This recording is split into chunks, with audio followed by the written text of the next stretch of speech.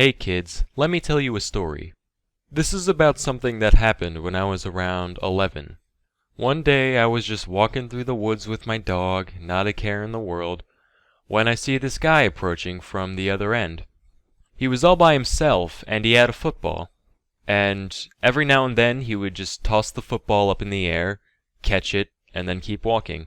When I walked past him, he muttered something along the lines of, "Hey kid, you want some football?" I assume he was propositioning me to a game of catch.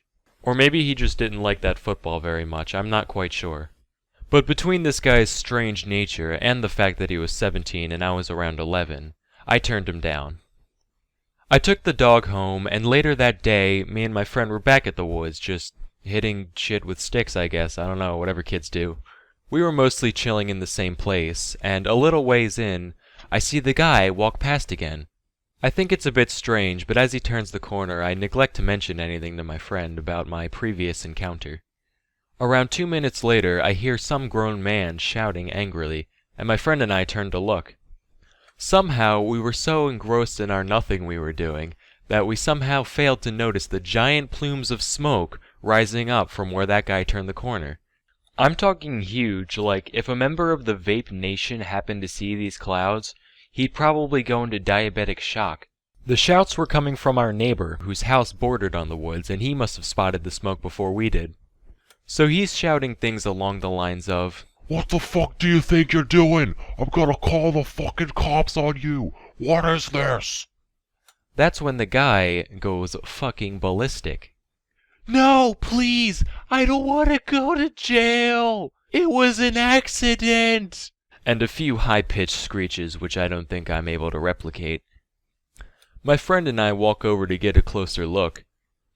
We see the guy standing on the edge of this huge ground fire. I'm talking at least 10 meters in diameter. Pitch black grass, smoke rising up, flames still around the edges. Now this guy must have been like a Boy Scout or something, because, like I said, it was about a minute and a half between him turning the corner and hearing the guy shouting. Maybe the football was just a propane tank he painted brown. Could have been a pyromancer for all I know. It was about that time that my friend and I realized that, as two young hip delinquents, it was not in our best interest to be standing in the near vicinity of a forest fire. So we skedaddled. As we heard sirens approach in the distance, I couldn't help but wonder what this guy's motive was. A few days later, I found out the guy lived somewhat nearby, and that he had mild autism.